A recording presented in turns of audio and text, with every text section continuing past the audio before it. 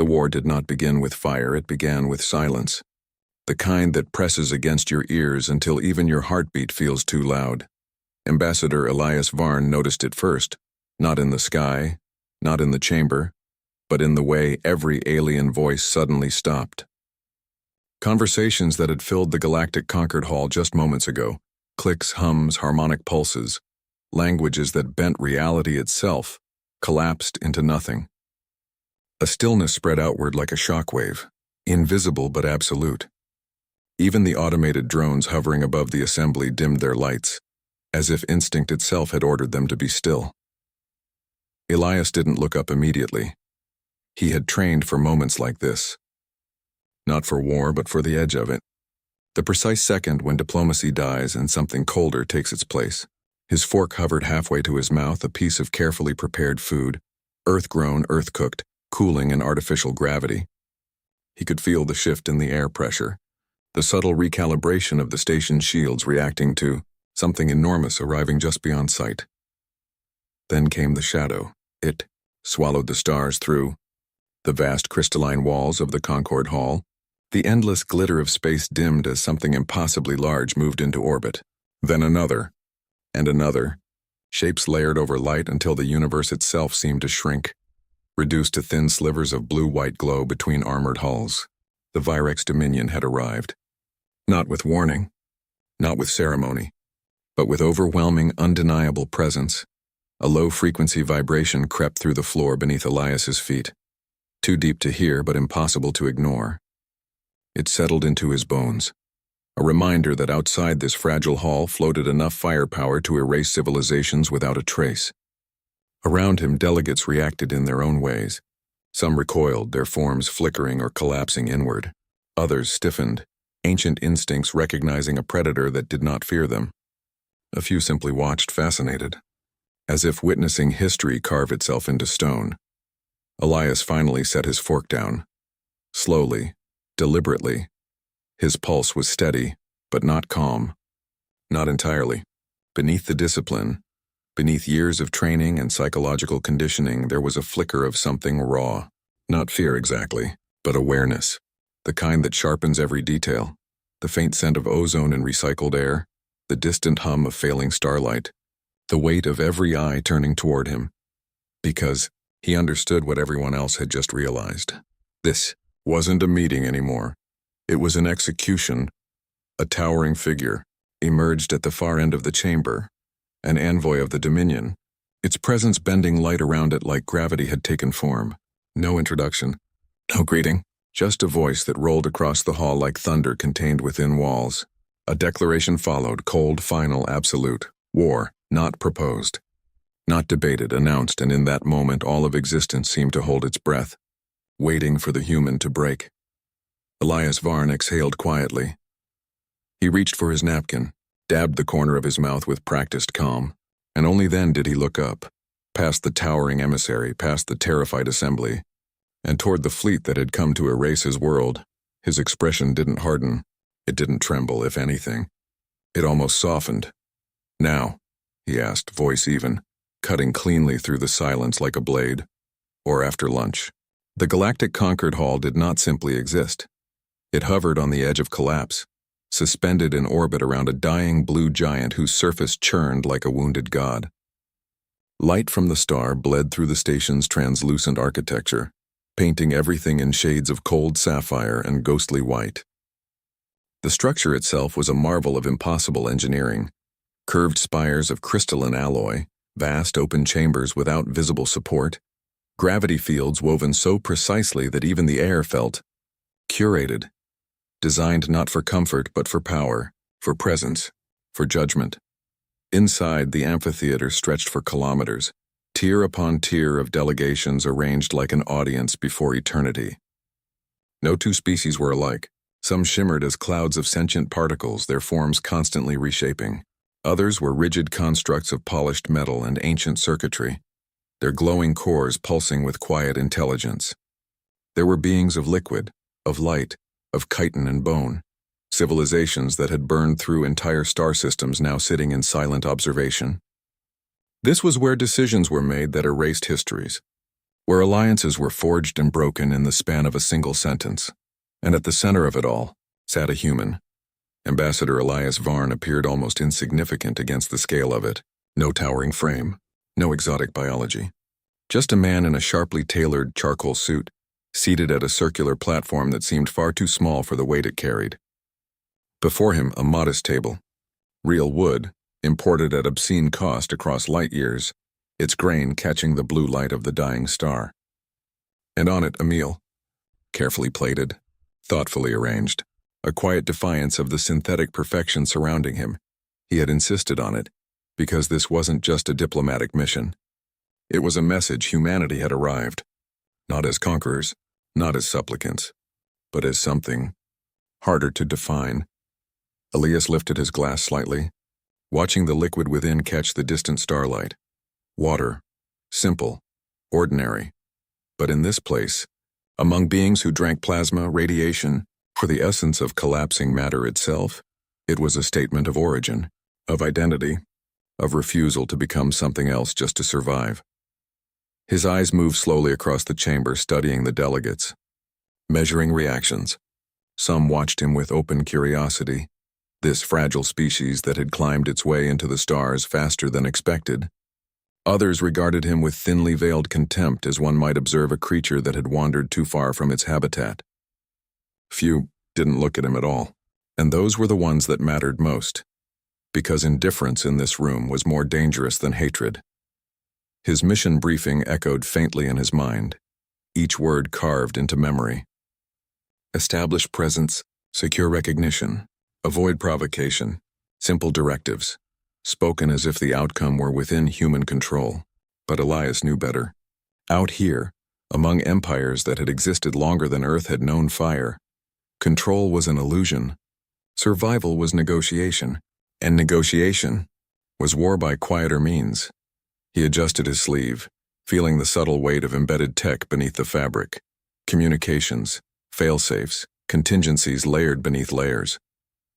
Humanity had not sent him unprepared, but preparation only mattered if it was enough, and that was the question, wasn't it? Whether humanity was enough. Outside, the dying star flared just slightly, casting a brighter pulse of blue light across the chamber.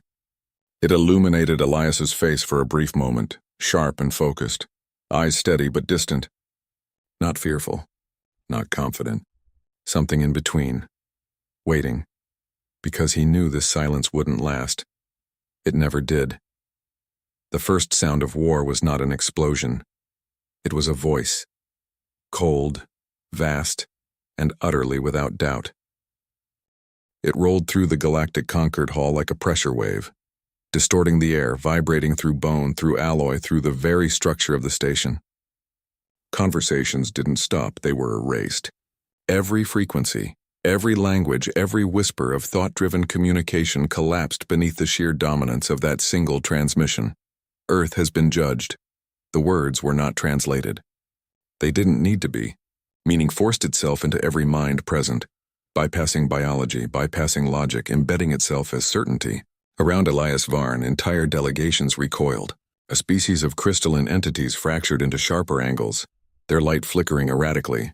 A towering machine intelligence dimmed its core, withdrawing processes in what could only be interpreted as caution. Or fear. The Dominion Herald stood at the far end of the chamber, if stood was even the right word. Its form seemed anchored to reality by choice rather than necessity, a towering silhouette wrapped in shifting layers of black-gold armor that drank in the blue starlight. Edges of its body blurred as though it existed slightly out of phase, a thing not entirely meant to be seen. Where a face should have been, there was only a smooth, reflective surface, mirror-like yet showing nothing. Not even Elias. Its expansion is inefficient. Outside the translucent walls, the stars dimmed further as more ships slid into formation, not moving fast, just arriving as if space itself were delivering them. Each vessel dwarfed continents, their hulls etched with patterns that pulsed like slow heartbeats. Energy gathered along their spines, vast, coiling, patient, its existence redundant. The final word landed like a verdict carved into stone. No anger, no emphasis, just finality. A ripple moved through the assembly, panic, barely contained. Delegates leaned away from the central platform where Elias sat, as though proximity alone might mark them for extinction. Some activated defensive fields, shimmering barriers flickering into existence around their bodies. Others simply watched, motionless, as if witnessing an inevitable event they had seen countless times before. Elias didn't move, not immediately. His fingers rested lightly against the table, the faint texture of real wood grounding him in a moment that felt increasingly unreal. He could hear it now, the low hum outside, deep and constant, like a storm gathering just beyond the horizon. The Dominion fleet wasn't just present. It was charging. Weapons aligning, systems synchronizing, preparing to erase a species as casually as one might clear a table. His mind ran through scenarios, thousands of them layered and rehearsed. Diplomatic responses, emergency protocols, last transmissions. None of them ended cleanly. Most didn't end at all. For a brief, fleeting second, something human slipped through the discipline, a memory. Blue skies over Earth, the sound of wind through trees, the simple, fragile noise of a world that didn't yet understand how close it was to silence. Elias blinked once. Gone. He picked up his fork again, though the food had long since cooled. The motion was slow, deliberate. Every eye in the chamber locked onto him, confusion cutting through fear. This was not the reaction they expected. Not from a species facing extinction. The herald tilted its head just slightly, observing, calculating. "Do you respond?" it asked. The question less an invitation and more a formality. Elias brought the fork to his mouth, took a measured bite, and chewed thoughtfully. The taste barely registered. It didn't matter. What mattered was the pause, the space between their declaration and his answer. Because in that space, tension coiled tighter and tighter, stretching across the chamber like a wire ready to snap. He swallowed, set the fork down, and finally looked up. The silence that followed his glance upward felt wrong. Not empty, but waiting. Elias Varn let it stretch, just long enough for the Dominion's certainty to settle into the bones of every witness. He could feel their expectation pressing in from all sides. The ancient empires, the observers, the predators who had seen this ritual play out 100 times before. A lesser species is judged. A lesser species pleads. A lesser species disappears. That was the pattern. That was the lie. A faint smile touched the corner of Elias's mouth. Not defiant, not mocking, but measured, controlled, as if he had just confirmed something he already knew. His fingers tapped the edge of the table once.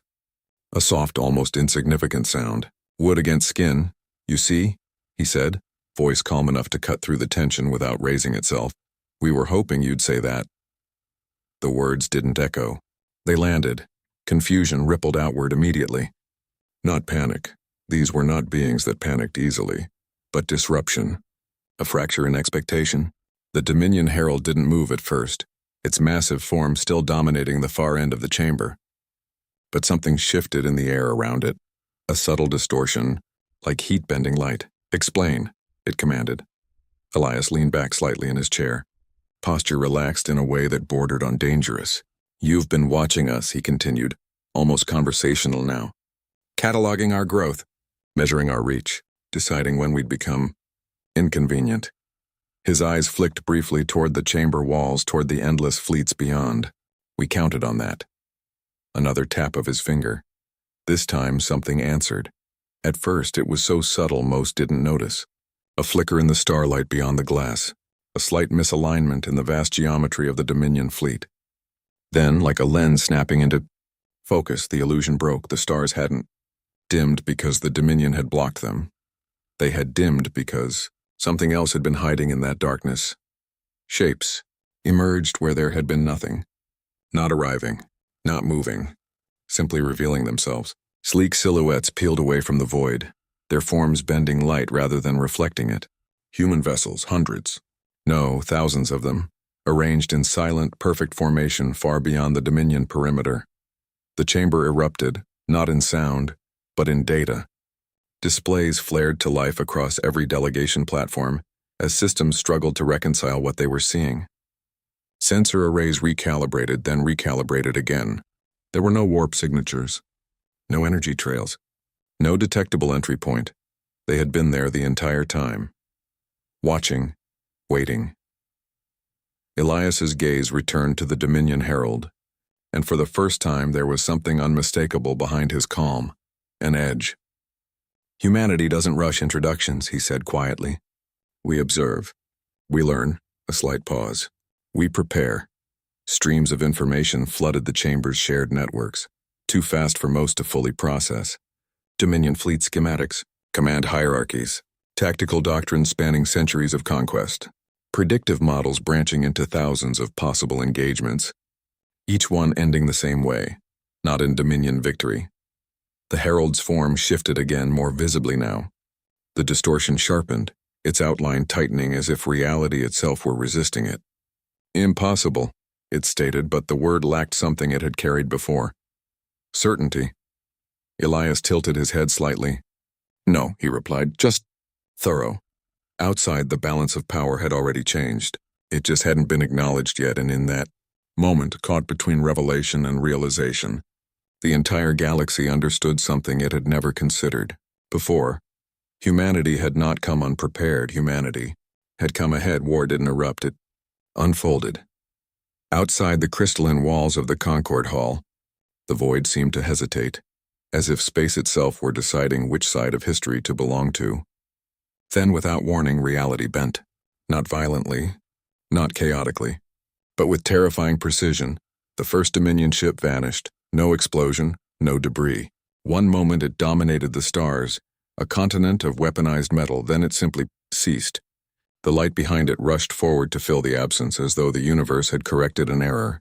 A heartbeat later, a second ship followed. Then a third. Each disappearance perfectly timed, perfectly placed. Like pieces being removed from a board only one player fully understood. Inside the chamber, chaos rippled through the delegates, not in noise but in data overload. Emergency signals flared across hundreds of systems. Defensive matrices activated. Some species attempted to retreat, their forms collapsing into escape configurations while others remained frozen, witnessing something their histories had never prepared them for. The Dominion fleet reacted. Massive vessels shifted formation, their coordinated movements flawless.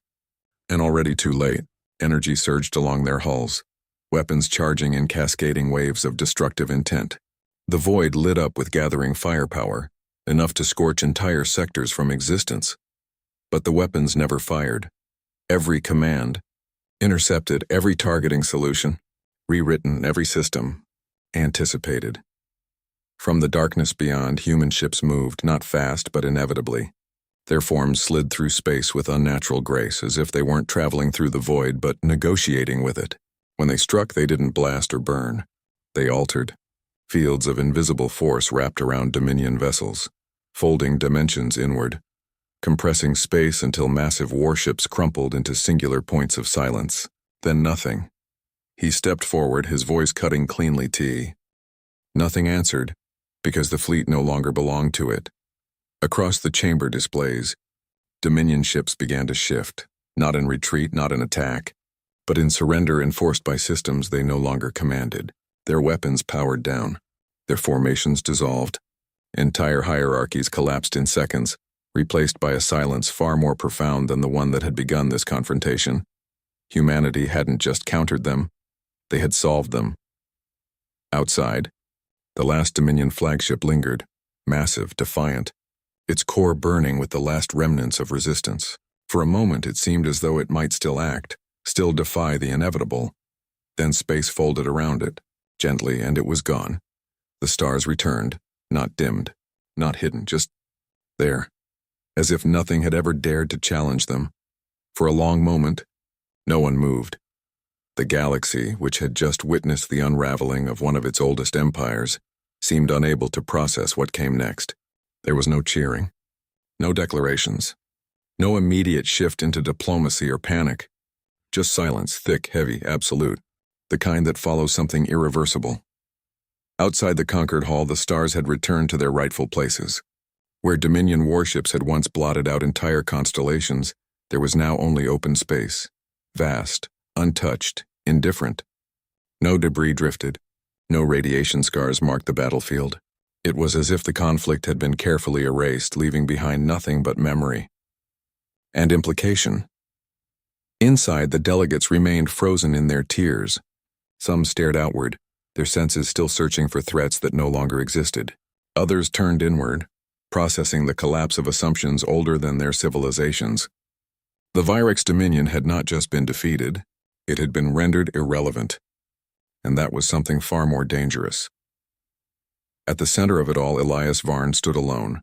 The faint hum of the station's systems slowly returned, rising from near silence into a steady, controlled rhythm. Environmental regulators adjusted. Light stabilized. Data streams flickered back to life, but more cautiously now, as if even the machines understood that something fundamental had shifted. Elias exhaled, almost imperceptibly. Not relief. Not quite. More like the release of tension held so tightly it had become invisible even to him. His gaze drifted across the chamber, meeting eyes, if they had eyes, that no longer looked at him with curiosity or dismissal. There was something else now. Something deeper, recognition, and beneath it, restraint. He adjusted the cuff of his sleeve, the motion small, deliberate, human. It grounded him in a way the silence could not. For all the calculations, for all the preparation, this had never been inevitable. It had been a risk, a precise, calculated risk, but a risk nonetheless. One misstep, one misread variable, and Earth would have become a footnote in someone else's history, but it hadn't. Because humanity had chosen not just to survive, but to define the terms of survival. Elias reached for his glass, the faint clink of it against the table echoing far louder than it should have in the vast chamber. He lifted it slightly, examining the way the restored starlight refracted through the liquid. Simple, familiar, real. Now, he said, his voice calm, almost casual, yet carrying effortlessly across the silence. About lunch, the words lingered, not as humor, not as arrogance, but as something far more unsettling, a reminder that for him, for humanity, this moment had never been about spectacle. It had been procedural, necessary. No one laughed. Not a single being in that hall dared mistake the tone, because they understood now. The question he had asked at the beginning, the one that had seemed absurd, almost disrespectful, had never been a joke. It had been a choice. A quiet, terrifying offer hidden in plain sight. Now, or after lunch, war, or peace.